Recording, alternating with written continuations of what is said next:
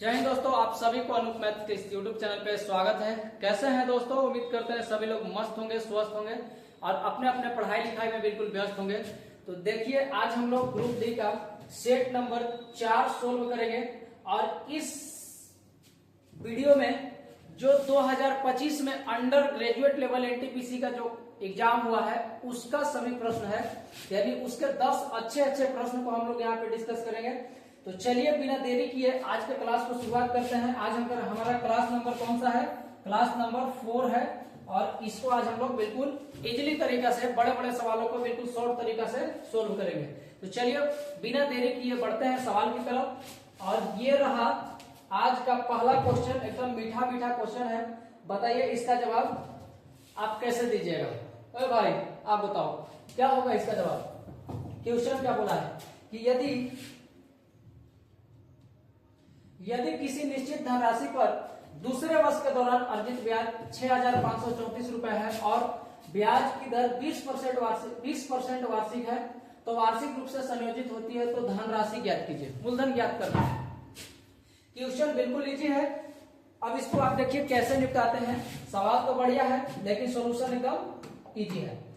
Question क्या बोल रहा है कि यदि किसी निश्चित धनराशि पर दूसरे वर्ष के दौरान अर्जित ब्याज 6,534 रुपए है और ब्याज की दर 20% वार्षिक है, रेट 20% है आपका। तो सबसे पहला तरीका क्या होगा? रेट जब 20% है और जो ब्याज दिया गया है वो दूसरा वर्ष का दिया है, 2 वर्ष का नहीं, दूसरा साल का दिया, दूसरा वर्ष का ब्याज 6,534 रुपए है और आपसे मूलधन पूछा है। तो 20% रेट है, तो 20% का अगर हम फ्रैक्शन वैल्यू निकालें तो 20% का फ्रैक्शन कितना होता है? 1/5। 1/5 या आप बिना फ्रैक्शन वैल्यू किए कर सकते हैं कि एक साल में ब्याज कितने लग रहे हैं भाई? ब्याज कितने लग रहे हैं भाई? एक साल में 20%, तो दूसरे साल कितना लगा होगा? एक साल में 20%, तो दूसरे साल कितना हो जाएगा? पहला साल आपका 20% ही लगेगा और दूसरा साल जो होगा क्या समझ में आ रहा है जी? ध्यान देना बोर्ड पे। दूसरा साल जो होगा वो 20% तो ब्याज लगेगा ही, लेकिन जो पिछले साल 20% ब्याज लगा है इस पे भी 20% ब्याज लगेगा। तो 20 का 20% कितना हो जाएगा? 4%। तो जो दूसरा वर्ष ब्याज होगा वो टोटल 20 और 4 कितना होगा? 24%। तो दूसरा साल का ब्याज कुल कितना होगा? 24%, राइट? या इसको आप सक्सेसिव से भी कर सकते हैं। पहले साल में तो 20% लगेगा, कोई दिक्कत नहीं, लेकिन दूसरे साल जैसे होगा 20% तो लगेगा ही। जो पीछे ब्याज लगा 20%, उस 20% पे भी 20% लगेगा, तो 20 का 20% 4% हो जाएगा, तो ये टोटल 24%। यानी दूसरे साल में कुल 24% का ब्याज लगेगा, 24% का ब्याज मिलेगा। लेकिन हमारे पास ब्याज मिला कितना है? 6,534 रुपया। हमसे मूलधन पूछा है, तो मूलधन कितने होता है? 100%, तो 100% से गुना। देखिए 4 से कट जाएगा 25 बार और 4 से कट जाएगा 6 बार।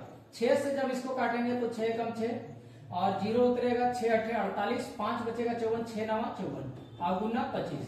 अब इसको आप गुना कर लीजिए। यह देख लीजिए कि आंसर जो भी आएगा वो 25 से मल्टीप्लाई होने के बाद आएगा, यानी जो भी आंसर होगा उसका वो संख्या 25 से डिविजिबल होना चाहिए। तो ऐसा कौन सा ऑप्शन आपको दिखाई दे रहा है जो 25 से कटेगा? तो ना ये 25 से कटेगा, ना ये कटेगा, ना ये कटेगा। तो ऑप्शन नंबर क्या हो जाएगा आपका?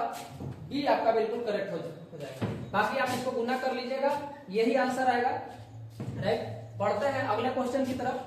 अगला क्वेश्चन देखिए, बिल्कुल इजी क्वेश्चन है, छोटा सा सवाल है और ये भी RRB NTPC under graduate level CBT 1 28/8/2025 shift 3rd में पूछा गया क्वेश्चन है। हाँ जी बताइए जल्दी।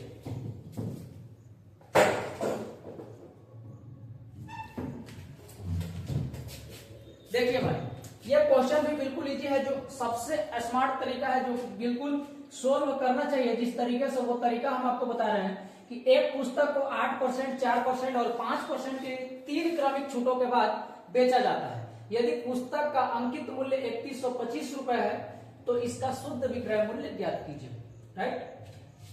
अंकित मूल्य 3125 रुपया है, 3125 रुपया। पहला छूट 8% का, 8% का फ्रैक्शन कितना होगा? 4% का फ्रैक्शन होता है 1/25, तो 8% का कितना होगा? 2/25। आप इधर निकाल लीजिए, 8% का फ्रैक्शन हो जाएगा 2/25, यानी 25 कीमत वाले चीज को 2 रुपए छूट दे देंगे तो बिकेगा कितना में 23 में, अर्थात 23/25, 23 कितना हो जाएगा 25 हो जाएगा। दूसरा छूट कितने का है मेरे भाई 4% का, तो 4% का जो फ्रैक्शन वैल्यू होगा वो 1/25, यानी 25 वाले चीज को 1 कम करके बेचेंगे तो 24/25 पे बेचेंगे, 24/25 पे बेचेंगे। और अगला अंतिम छूट कितना है 5% का, तो 5% का फ्रैक्शन कितना होता है आपको तो पता ही होगा 1/20, क्यों जी पता है कि नहीं, तो 5% का फ्रैक्शन 1/20, यानी 20 कीमत वाले सामान को 1 डिस्काउंट देके बेचेंगे तो कितना में बेचेंगे 19/20 में, 19/20 में।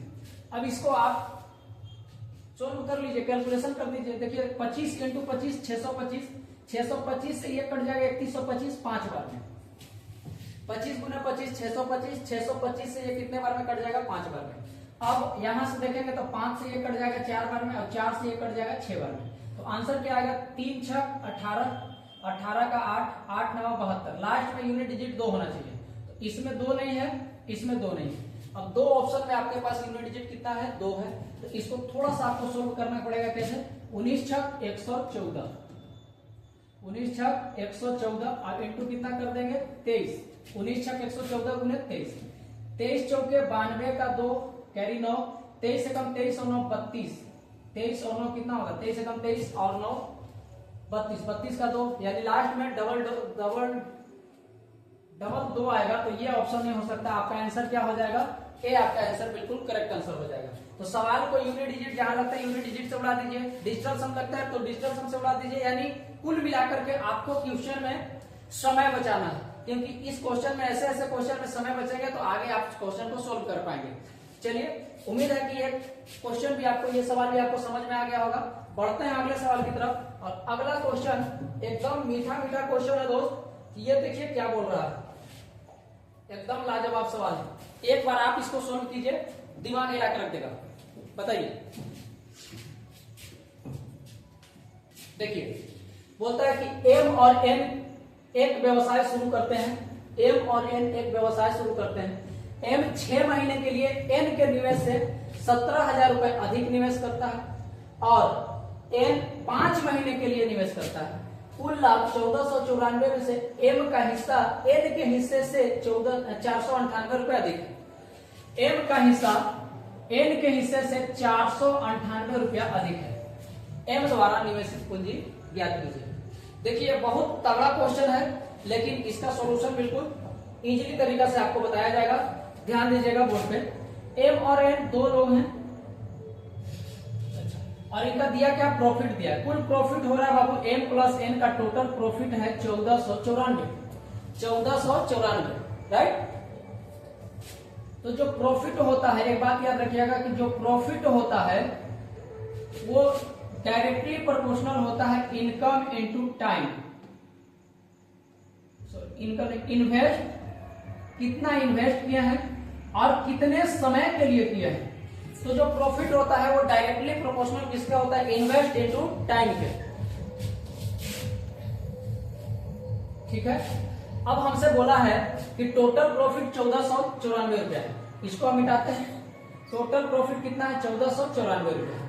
M + N 1494 रुपए प्रॉफिट करना है। M + N का कुल प्रॉफिट कितना है 1494 रुपया। आगे देखिए, आगे बोला है कि M का हिस्सा N के हिस्से से 498 रुपए अधिक है। M का हिस्सा N के हिस्से से 498 रुपए अधिक है, यानी M और N का जो अंतर है वो कितना दोस्त 498 रुपया। बोलो हाँ या ना, बोल सकते हैं कि नहीं बोल सकते हैं। M N से 498 रुपया अधिक कमा रहा है, इसका मतलब दोनों के बीच में जो अंतर है, डिफरेंस है, वो कितने का 498 रुपए का, और कुल मिलाकर लाभ 1494 है, तो दोनों का प्रॉफिट मिलाकर कितना 1494। अब इसका आप रेशियो ले लीजिएगा, तो देखिए ध्यान से देखिएगा, तो ये 400, ये 1400, 3 गुना। देखिए क्या 3 गुना है, 3 × 8 = 24 का 4 कैरी 2, 3 × 9 = 27, तो 29, और 3 × 4 = 12, तो 14, बिल्कुल। तो ये 3 गुना, इसका 3 गुना, तो ये 3 होगा, तो ये कितना होगा 1। तो इसका जो अनुपात हो गया वो 3:1 हो गया। तो यहां से M और N का अनुपात निकालेंगे। M और n का निकालेंगे तो m का वैल्यू निकालना है तो दोनों का जोड़ क्या था 3 और 1 4, 4 का आधा कितना हो जाएगा 2 और n का हो जाएगा दोनों को घटा करके आधा कीजिए, दोनों का अंतर लेकर के 2 से डिवाइड कर दीजिए। 3 और 1 का अंतर 2 है तो 2 का आधा कितना हो जाएगा 1 हो जाएगा, कितना हो जाएगा 1 हो जाएगा। इसका मतलब सर m 2 यूनिट, m को 2 यूनिट का प्रॉफिट होगा तो n को 1 यूनिट का प्रॉफिट होगा, राइट। अब यहाँ देखिए, अब आगे चलते हैं तो m और n एक व्यवसाय शुरू करते हैं। m 6 महीने के लिए n से 17,000 रुपए अधिक, m 6 महीने के लिए n से 17,000 रुपए अधिक, ये m है ये n है। तो मान लेते हैं कि n अगर x रुपया लगाया तो m x प्लस 17,000 लगाएगा, कितना लगाएगा 17,000। अब ये कितने महीने के लिए लगाया है 6 महीने के लिए, और आगे बोला है और n 5 महीने के लिए निवेश करता है। n का टाइम कितना है भाई 5 महीने, ठीक है। तो ये invest into time, invest into time ये किसका रेशियो हो गया, ये किसका रेशियो है, ये टोटल प्रॉफिट का रेशियो प्राप्त हुआ आपको, राइट।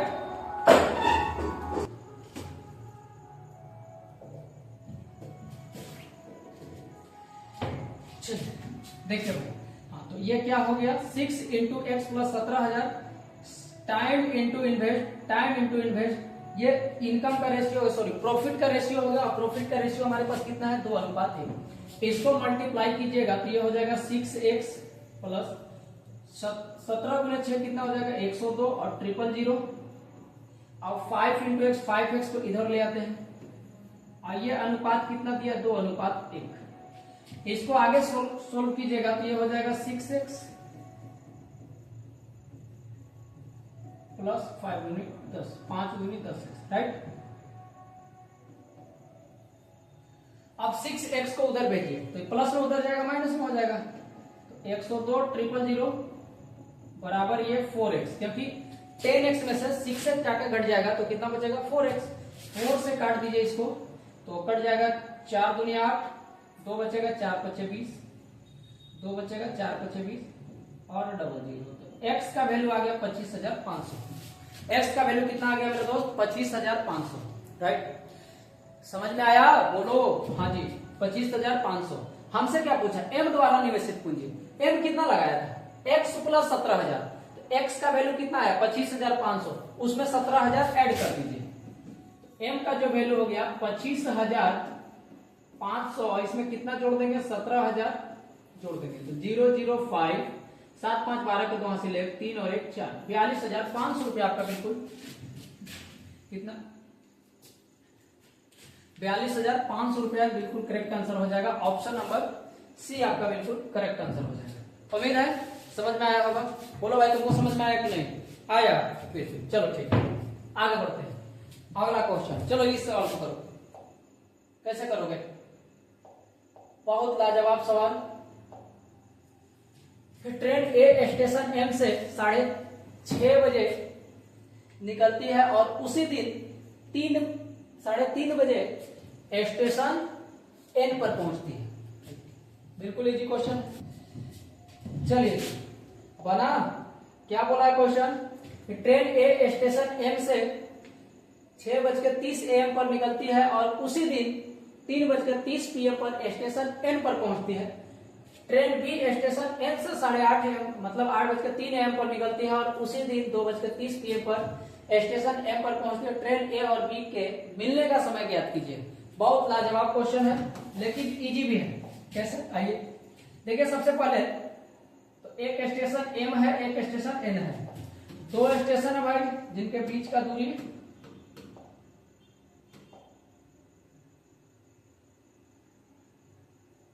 चलिए ये आपका स्टेशन एम है और ये एन है। बोलता है कि ट्रेन ए स्टेशन एम से 6:30 बजे निकलती है। ट्रेन ए स्टेशन एम से 6:30 बजे निकलती है।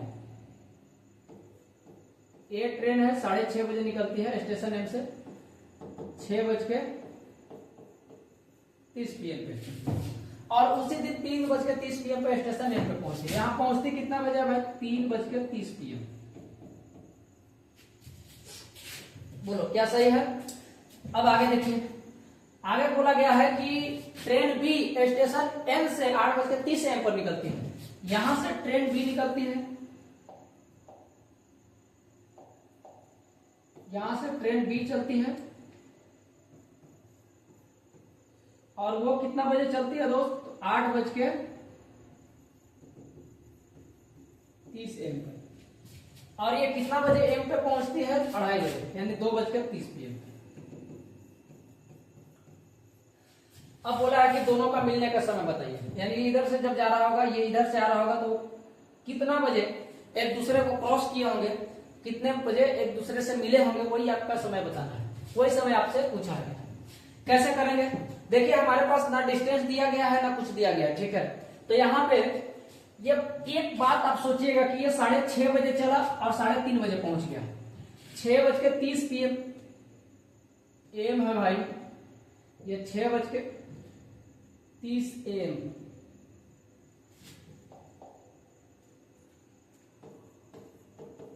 छह 6:30 AM पे चला और 3:30 PM पे पहुंच गया। तो यहां से यहां तक जाने में इसको कुल कितने समय लगा? तो 6 से 3 बजे, ठीक है। और बाकी 30 मिनट का है, तो 6 3 6 6 12 9 घंटा, यानी इसको टोटल 9 घंटा लगा। टोटल कितने घंटा लगे? 9 घंटे। जबकि इसको कितना लगा भाई? तो 8:30 बजे चला था, 2:30 बजे पहुंच गया, तो 8 4 12 और 2, यानी इसको लग गया 6 घंटे। 4 12 4 घंटा और 2 घंटा, 6 घंटा इसको लग गया। अब यहाँ पे डिस्टेंस आपको दिया गया नहीं है, तो आप एक काम करोगे, डिस्टेंस खुद से ही कुछ मान लो। क्या माने सर? ऐसा दूरी मान लो जो 9 और 6 से कट जाए। तो 9 और 6 का एलसीएम मान लेते हैं। 9 और 6 का एलसीएम कितना हो जाएगा? 18। तो मान लीजिए डिस्टेंस जो है एम से एन तक वो कितने किलोमीटर का है? 18 किलोमीटर का। एम से एन तक डिस्टेंस जो है वो कितने किलोमीटर का है? 18 किलोमीटर का है। तो अब आप बताओ कि जब ट्रेन ए 18 किलोमीटर का दूरी 9 घंटे में ट्रेवल करता है, तो ए का स्पीड क्या होगा? 18 किलोमीटर का दूरी 9 घंटे में ट्रेवल कर रहा है, तो ए का स्पीड क्या होगा? 2 किलोमीटर प्रति घंटा। और बी 18 किलोमीटर का दूरी 6 घंटा में ट्रेवल कर रहा है, तो इसका स्पीड क्या होगा? बी का 6 3 18, 3 किलोमीटर प्रति घंटा। इसका स्पीड निकल के आया 3 किलोमीटर प्रति घंटा। अब बोला है कि किस समय वो एक दूसरे से मिलेंगे, किस समय वो एक दूसरे से मिलेंगे, यानी कहीं ना कहीं जब ये इधर से जा रहा होगा, ये इधर से आ रहा होगा, तो कहीं ना कहीं एक दूसरे को क्रॉस किए होंगे, कहीं ना कहीं एक दूसरे से मिले होंगे। बोलो समझ में आ रहा है? बिल्कुल सीखते रहना। तो यहां से ध्यान दीजिएगा कि वो किस समय मिले होंगे, वही समय आपको बताना है। तो ये चला है 6:30 बजे, ये चला है शुरू किया 8:30 बजे, तो क्यों ना हम दोनों को एक ही समय पे स्टार्ट करें। तो ये 6:30 बजे चला है, तो इसको 8:30 बजे तक पहले चला के रोक देते हैं। तो भाई ए का स्पीड कितना है? 2 किलोमीटर प्रति घंटा। 6:30 बजे ही निकल चुका है, तो ये 8:30 बजे तक कितना दूरी ट्रेवल कर लेगा? 8:30 बजे तक टोटल इसको 2 घंटे का समय मिला। तो क्या ये 4 किलोमीटर दूरी चल लेगा? क्या 1 घंटा में 2 किलोमीटर, तो 2 घंटा में कितना? 4 किलोमीटर। तो ये 4 किलोमीटर का ट्रेवल कर लेगा। और अब यहां पहुंच गया और यहाँ टाइम कितना हो गया? 8:30 बज गया। अब दोनों 8:30 बजे यहां से ये और यहां से ये चलना शुरू करते हैं। अब दोनों के बीच में डिस्टेंस कितना बचा? 18 किलोमीटर था। ये 4 किलोमीटर आगे ऑलरेडी निकल चुका है, तो ये जो डिस्टेंस बचा ये 14 किलोमीटर बचा। अब दोनों सेम समय पे निकल रहे हैं और दोनों अपोजिट डायरेक्शन में निकल रहे हैं। तो जब अपोजिट डायरेक्शन में चलते हैं तो रिलेटिव स्पीड जुड़ जाता है। तो 3 और 2 5 की स्पीड से जाएंगे तो कितना समय लगेगा? 5 दूनी 10 और बच जाएगा 4/5 घंटा। 2.4/5 घंटा। इस घंटे को बदल लीजिए मिनट में, तो 60 से गुना, तो 12 × 60, 12 × 4 = 48, यानी 2 घंटा 48 मिनट और लग जाएगा। 2 घंटा 48 मिनट और लगेगा। कहां से? 8:30 बजे से। तो 8:30 में 2 घंटे 48 मिनट जोड़ 48 मिनट जोड़ दीजिएगा, तो ये 48 और 30 कितना हो जाएगा? 78 मिनट। और ये हो गया 8 और 2 10, यानी 10 बज गया। अब 78 मिनट में से 60 मिनट निकाल लीजिए। 60 मिनट मतलब 1 घंटा। तो 10 बजे में 1 घंटा जोड़ दीजिएगा, तो 11 बज जाएगा। 11 बज जाएगा। और इधर 60 मिनट घटा लिए तो कितना बचा? 18 मिनट। 11:18 में दोनों एक दूसरे से मिलेंगे 11:18 में, जो कि ऑप्शन नंबर 3 आपका बिल्कुल सही जवाब है। पढ़ते हैं जी कैसे बनेगा, ध्यान दीजिए। बोला है निम्नलिखित को सरल कीजिए, सिंप्लीफाई कीजिए। tan square beta into cosec square beta upon 1 plus tan square beta का वैल्यू क्या होगा? सवाल बिल्कुल इजी है, वैल्यू पुट मत कीजिएगा, क्योंकि वैल्यू पुटिंग से अगर वैल्यू पुटिंग करें 45 डिग्री रखेंगे तो 45, तो ये 10 45 1 और एक 1 यहाँ है, तो वैल्यू पुटिंग नहीं करते हैं, बाकी सब बिल्कुल इजी है, इसको सोल्व कर लेते हैं। तो ये tan स्क्वायर बीटा है, तो tan स्क्वायर बीटा को क्या हम लिख सकते हैं, sign square beta upon cos square beta, क्योंकि tan थीटा बराबर होता है साइन थीटा बटे कॉस थीटा। साइन थीटा को कॉस थीटा से भाग देते हैं, tan थीटा मिल जाता है। तो tan स्क्वायर बीटा को साइन स्क्वायर बीटा को कॉस स्क्वायर बीटा से भाग देंगे तो क्या tan स्क्वायर बीटा होगा, बिल्कुल।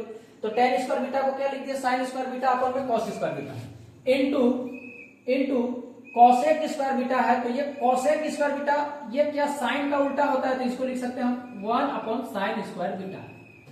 बोले हाँ यार, क्योंकि कोसेक साइन का उल्टा होता है। थोड़ा सा अगर ट्रिग्नोमेट्री पढ़े होंगे तो ये फर्स्ट क्लास में ही पढ़ाया जाता है। नीचे आइए, नीचे आते हैं तो 1 प्लस tan स्क्वायर बीटा, तो ये हो जाएगा 1 प्लस tan स्क्वायर बीटा को फिर से हम लिख देते हैं sign square beta upon cos square beta.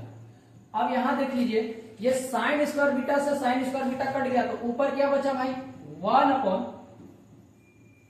Cos square beta upon में यहां सोल्व करेंगे कॉस स्क्वायर बीटा गुना 1 करेंगे, cos square beta plus sine square beta, cos square beta plus sine square beta और अपॉन में कॉस स्क्वायर बीटा। ठीक है, cos square beta, तो ये कट जाएगा कॉस स्क्वायर बीटा से कॉस स्क्वायर बीटा। अगर ऐसे प्रॉब्लम है तो एक काम कीजिए, एक स्टेप और लिख लीजिए, 1 अपॉन ये हो गया कॉस स्क्वायर बीटा, और ये जो मेन बट्टा है डिवाइड, इसको मल्टीप्लाई में बदल देते हैं, तो ये जस्ट पलट जाएगा, नीचे वाला कहां चल जाएगा, ऊपर। ये कॉस स्क्वायर बीटा ऊपर जाएगा और नीचे क्या बन जाएगा, cos square beta plus sine square beta. ये कट जाना है, ऊपर 1 नीचे cos square beta plus sine square beta, यानी sine square theta plus cos square theta 1 के बराबर होता है, तो ये 1 अपॉन 1 कितना, आंसर आपका 1 आएगा, तो आंसर क्या हो जाएगा 4 आपका बिल्कुल करेक्ट आंसर हो जाएगा। सवाल इजी था, थोड़ा सा पढ़े होंगे समझ में आ जाएगा। पढ़ते हैं अगले सवाल। चलिए जी, ये 6 क्लास को बच्चा को याद होता है। बोला दो संख्याओं का महत्तम समापवर्तक अर्थात एचसीएफ और लघुत्तम समापवर्तक अर्थात एलसीएम 72 और 432 है। यदि उनमें से एक संख्या 144 है तो दूसरी संख्या क्या हो। तो आपको फॉर्मूला तो याद ही होगा। कौन सा फॉर्मूला मेरे दोस्त, एलसीएम इंटू एचसीएफ बराबर पहली संख्या इंटू दूसरी संख्या। तुमको याद था जी, सही में। चलिए इसको भी याद था, आपको याद नहीं।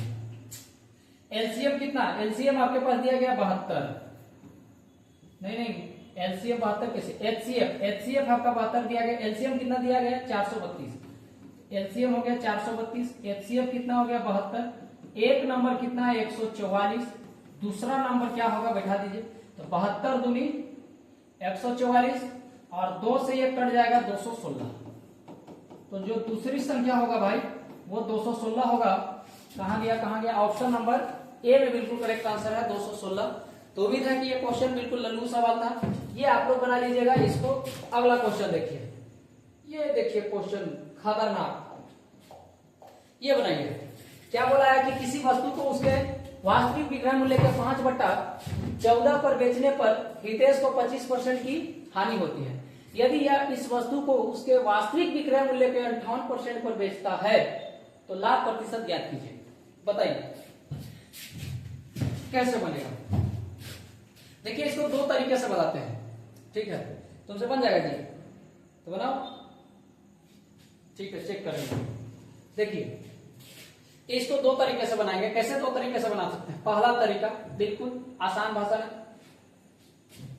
बेसिक तरीका से करेंगे। बोलता है कि किसी वस्तु को उसके वास्तविक विक्रय मूल्य के 5/14 पर बेचने पर हितेश को 25% की हानि होती है। तो नहीं पता वास्तविक विक्रय मूल्य क्या है, मान लेते हैं वो एसपी, विक्रय मूल्य एसपी है, इसका 5/14 पर बेच रहे हैं, 5/14 भाग पे बेचते हैं, तो 25% का लॉस होता है। यानी वो कितना परसेंट है भाई, तो क्रय मूल्य का 75% के बराबर है। परसेंट हटेगा तो बट्टा में 100। बोलिए क्या समझ में आया।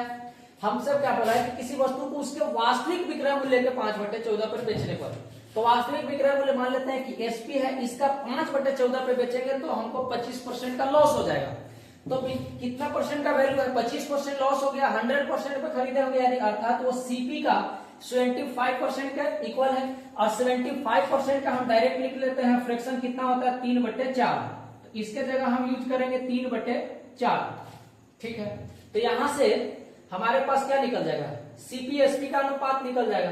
अब बोलता है यदि यह इस वस्तु को उसके वास्तविक विक्रय मूल्य के 58% पे बेचता तो लाभ प्रतिशत क्या होता। अब देखिए सवाल इस तरीके से थोड़ा कैलकुलेशन तो होगा, लेकिन अगर आप सोच पाते हैं तो बिल्कुल इजी है। यहां से देखिए, अगर हम इसको 2 से डिवाइड करें, 2 से 2 बार और 2 से 7 बार, तो यहां से एसपी अपॉन सीपी का अनुपात क्या हो जाएगा, 70 21 और 5 दूनी 10, तो ये इधर आ जाएगा।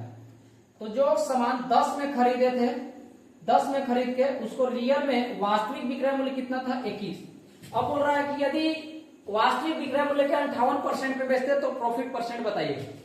तो विक्रय मूल्य, वास्तविक विक्रय मूल्य कितना है भाई 21, इसका 58%, 58/100।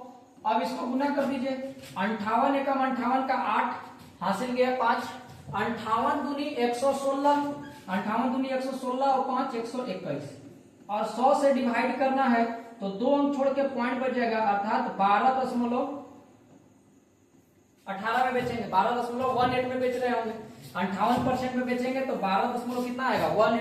अब बताइए प्रॉफिट परसेंट, यानी खरीदे कितना में थे 10 में, और वास्तविक विक्रय मूल्य के 58% पे बेचते तो 12.18 में बेचते, तो कितना का प्रॉफिट होता, कितना का 2.18 का प्रॉफिट किस पे 10 पे, तो 100 पे कितना, ये कट जाएगा, 10 से गुना हो जाएगा तो ये हो जाएगा 21.8%, 21.8%।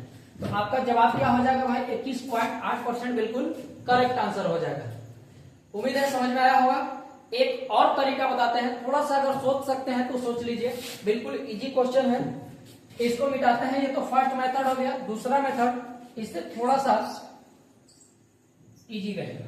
बोलता है कि किसी वस्तु को उसके वास्तविक विक्रय मूल्य के 5/14 पर बेचने पर, यानी मान लेते हैं कि टोटल जो विक्रय मूल्य एसपी कितना है भाई 14 है, तो 14 का 5/14 कितना होगा 5, तो 25% की हानि होती है, 25% की हानि होती है, अर्थात ये कितने परसेंट का वैल्यू है 75%। तो कितना गुना है दोस्त 15 गुना, कितना गुना है 15 गुना। आगे बोलता है यदि यह इस वस्तु को उसके वास्तविक विक्रय मूल्य के 58% पे बेचा, तो वास्तविक विक्रय मूल्य कितना था 14, तो 14 का 58% जब निकालेंगे तो 58/100।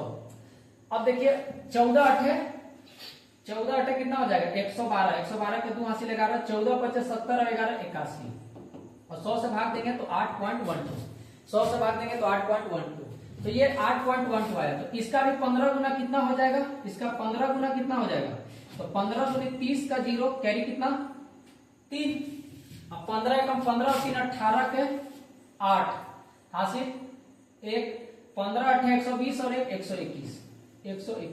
अब पॉइंट के बाद 2 अंक है तो पॉइंट के बाद 2 अंक बैठा देंगे, तो ये हो जाएगा 121.8। अब इसमें 121.8 पे बेचेगा, अर्थात इसमें 100% तो आपका प्रॉफिट है, सॉरी 100% आपका मूलधन है, तो प्रॉफिट कितने का, तो 100% इसमें से माइनस करेंगे तब भी आपका आंसर क्या आ जाएगा 21.8% का आपका प्रॉफिट आ जाएगा, जो कि ऑप्शन नंबर 3 में दिया गया है। उम्मीद है कि ये तरीका अगर थोड़ा सा दिमाग लगा लीजिएगा तो बिल्कुल इजी तरीका है। बढ़ते हैं अगले सवाल की तरफ, और अगला सवाल कुछ इस कदर है कि बढ़िया सवाल है, बताइए 5 सेकंड का क्वेश्चन है ये भी, लेकिन कंसेप्ट पता होना चाहिए कैसे करोगे। हाँ जी बाबू, आपसे बना नहीं, यार क्या करेगा। चलो जी देखो, एक व्यापारी अंकित मूल्य पर खरीदे गए प्रत्येक रसोई सेट के साथ एक रसोई सेट मुफ्त देता है, बाय 1 गेट 1 फ्री है दोस्त, बाय 1 गेट 1 फ्री है। कैसे करोगे, बिल्कुल सही। अब बोलता है कि एक मुफ्त देता है, यदि वह फिर भी 20% का लाभ अर्जित करता है तो व्यापारी ने रसोई सेट का अंकित मूल्य क्रय मूल्य से कितने प्रतिशत अधिक निर्धारित किया। अब यहां तक थोड़ा सा समझिएगा कि अगर अंकित मूल्य पे आप सामान किनते हैं, अंकित मूल्य का मतलब जितना उस पे रेट लिखा गया है उस रेट पे आप अगर सामान लेते हैं तो आपको एक के साथ एक फ्री मिलेगा, जिसको बोलते हैं by one get one free. एक का पैसा दीजिए तो सामान ले जाइए। तो अब आप बताओ, ध्यान से सुनिएगा कि हम मान लेते हैं कुछ भी कि जो रसोई सेट है, एक रसोई सेट का कीमत 1 रुपया होगा, सॉरी हाँ 1 रुपया होगा। तो दुकानदार के पास रसोई सेट होंगे कितने, एक लेने पे एक फ्री दे रहा है तो उसके पास 2 होंगे। अब एक रसोई सेट का कीमत 1 रुपया होगा तो 2 रसोई सेट का कीमत कितना होगा, यानी अर्थात दोनों का अंकित मूल्य कितना होगा, 2 रुपया। लेकिन इसको तो दिया है, एक खरीदने पे 2 दिया है, तो मतलब 1 रुपया पे ही दे दिया, 1 रुपया में दे दिया। 2 रुपए कीमत वाले सामान को 1 रुपया में दे दिया। तो बोलिए यहाँ से डिस्काउंट कितना दिया, डिस्काउंट परसेंट अगर आपसे बोले तो क्या 50% हुआ, बोलो हाँ, क्योंकि डायरेक्ट आधा हो गया है, आधा होने का मतलब 50% डिस्काउंट। अब यहां से और प्रॉफिट, फिर भी प्रॉफिट कितने का है भाई, प्रॉफिट परसेंट कितना है तो 20%। अब यहां से अगर आपको एक फॉर्मूला याद होगा प्रॉफिट लॉस में कि अंकित मूल्य और क्रय मूल्य का अनुपात का फॉर्मूला क्या होता है दोस्त, 100 प्लस माइनस प्रॉफिट परसेंट या लॉस परसेंट अपॉन में 100 माइनस डिस्काउंट परसेंट। अंकित मूल्य और क्रय मूल्य का फॉर्मूला क्या होता है, 100 प्लस माइनस प्रॉफिट परसेंट या लॉस परसेंट अपॉन में 100 माइनस डिस्काउंट परसेंट। इस फॉर्मूला से हमारे पास अंकित मूल्य और क्रय मूल्य का अनुपात निकल जाएगा।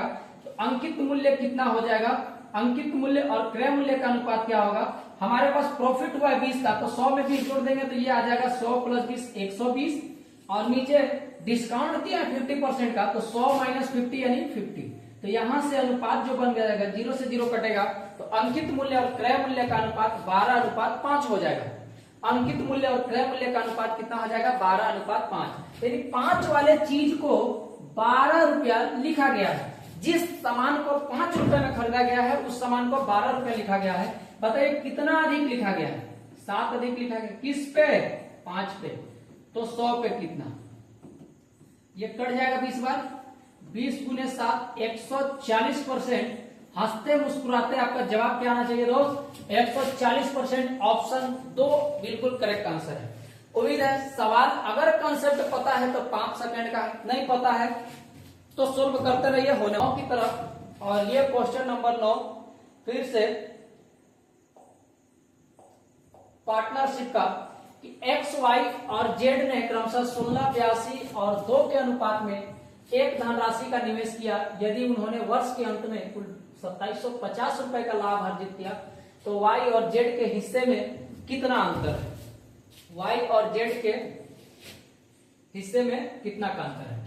देखिए ये एक्स वाई और जेड किस अनुपात में लगाए हैं भाई पैसा, 16 अनुपात 82 अनुपात 2। तो ये देखिए और भी छोटा हो सकता है। अच्छा 1 साल के लिए लगाया है तो दोनों मतलब तीनों 12 महीने के लिए, तो 12 से मल्टीप्लाई करेंगे क्योंकि जो प्रॉफिट होता है वो इन्वेस्ट इनटू टाइम के अनुपात में होता है। जो प्रॉफिट होता है वो इन्वेस्ट इनटू टाइम के अनुपात में होता है। इन्वेस्ट इस अनुपात में किया है और टाइम सबका बराबर है तो हम 12 से 1 साल के लिए, 1 साल मतलब 12 महीने। अब 12 महीने सब में कॉमन है तो इसको लिखने ना लिखने से कोई फर्क पड़ता नहीं, तो इसको हम हटा देते हैं, इसको हम हटा देते हैं। चलिए अब आप देखिएगा ये हो गया 2।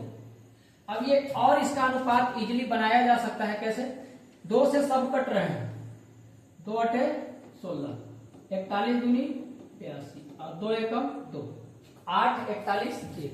हमसे क्या पूछा है, हमसे क्या पूछा है भाई, वाई और जेड के हिस्से में कितना अंतर है। देखिए अगर आप थोड़ा सा दिमाग लगेगा तो इस सवाल को सोल्व भी नहीं करना है।